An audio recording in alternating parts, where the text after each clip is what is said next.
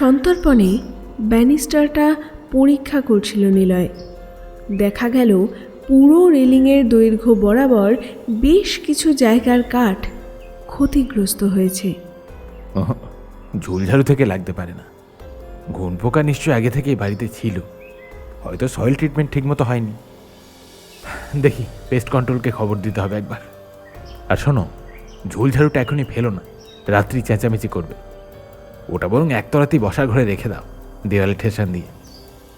দণ্ডধরকে রাখা হয়েছিল নিলয়ের কথা মতোই। আরাত্রিকাও কোনো আপত্তি করেনি। তবে সমস্যা হলো অন্যদিকে। আমাদের বাড়ির আসবাবপত্র অধিকাংশই নতুন, আধুনিক রীতির ঘুণ প্রতিরোধী প্রেসড উড দিয়ে তৈরি। ব্যতিক্রম দু একটা, যা আমরা আগের ভাড়া বাড়ি থেকে নিয়ে এসেছি। তার মধ্যে ছিল বসার ঘরের সোফা সেট।